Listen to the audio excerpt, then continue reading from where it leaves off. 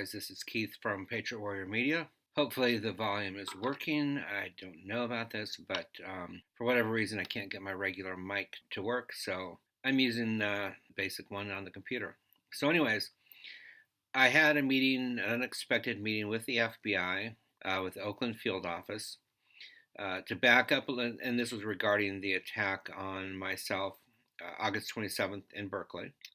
Back in, I think it was September, before I went to do video recording of the relief efforts, hurricane relief efforts of Hurricane Irma in Florida and Hurricane Maria in Puerto Rico, I had contacted the FBI.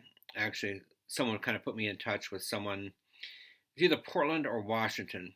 I'm not sure which office the guy was from, but I talked with him briefly. We emailed back and forth, and I sent him, a timeline of the events, what happened.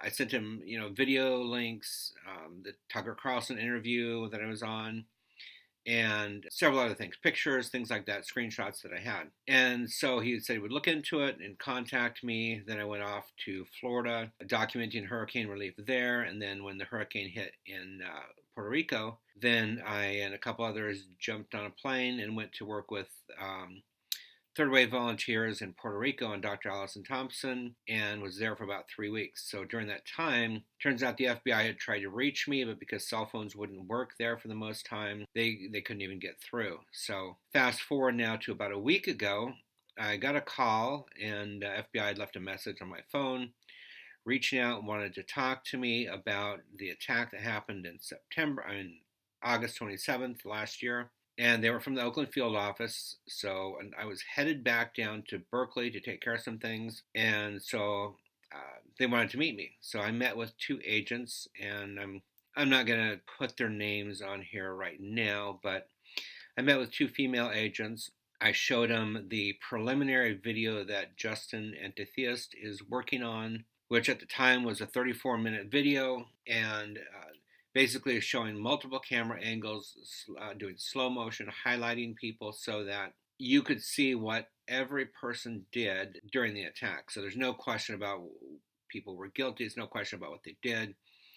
So it's an incredibly detailed video that Justin did. So I showed the FBI the video. They watched the whole thing.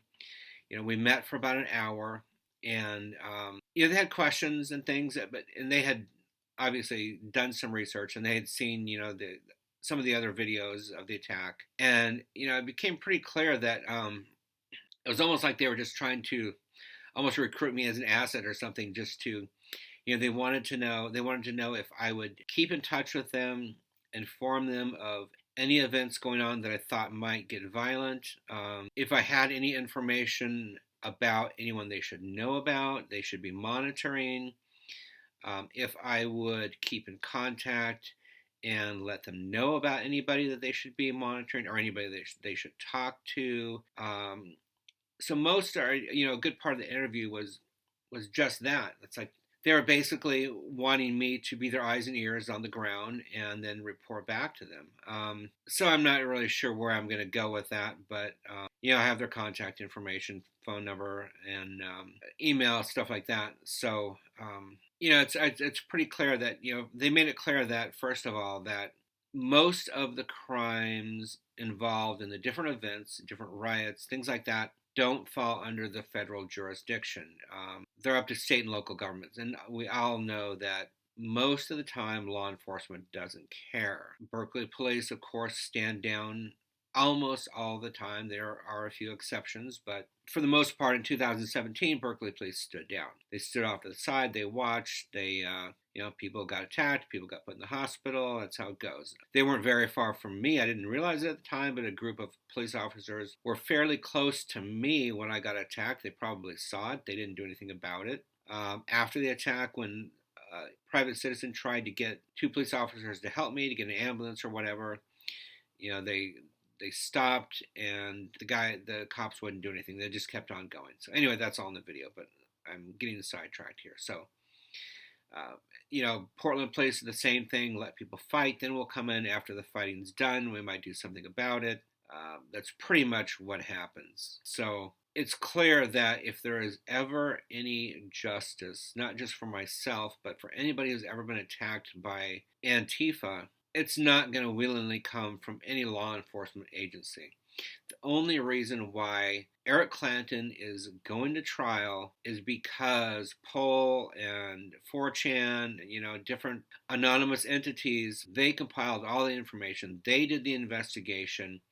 They handed it to the FBI on a silver platter, made it public. So the FBI was basically shamed into doing their job. That's the reason why Eric Clanton is likely going to jail for I don't know how long, but that's why he has 4 felony charges against him. I don't know how many misdemeanors. It's not because the FBI did their job. It's because someone did it for them and forced their hand. So Antifa continue to attack people.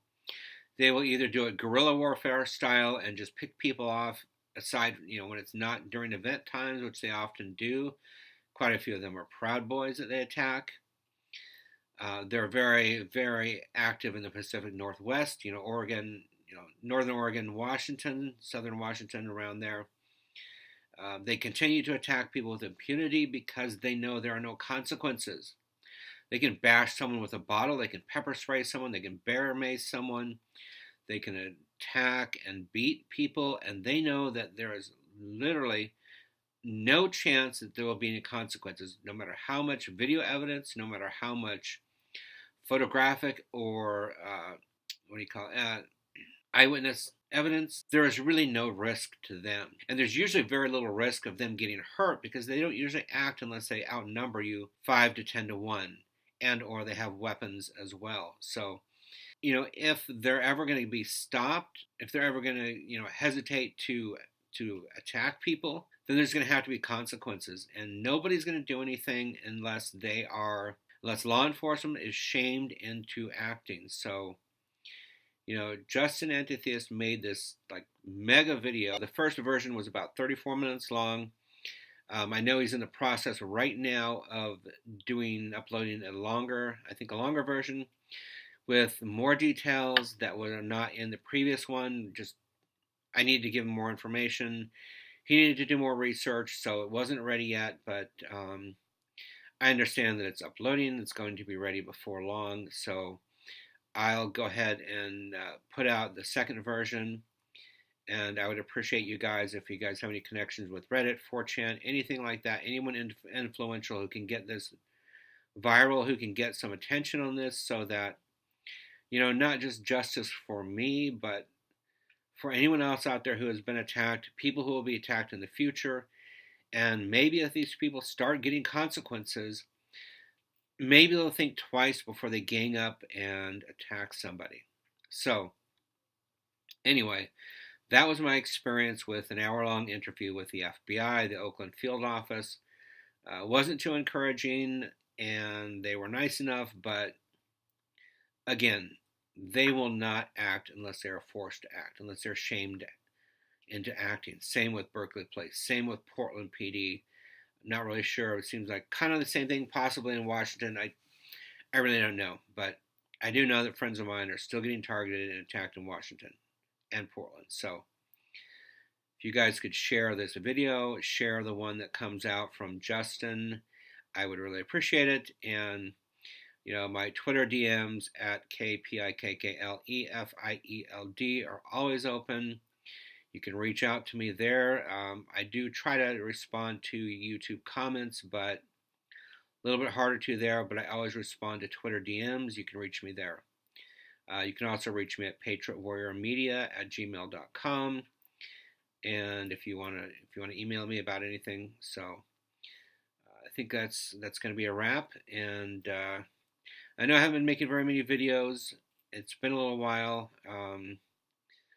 Kind of going to have to take a little bit of a break to have some surgery done. So hopefully I will be back in action. Not sure when, but it might be a couple months. So I don't know. I'll kind of have to decide what I'm going to do between now and then, but I may not be able to go to many events. So thanks, guys, and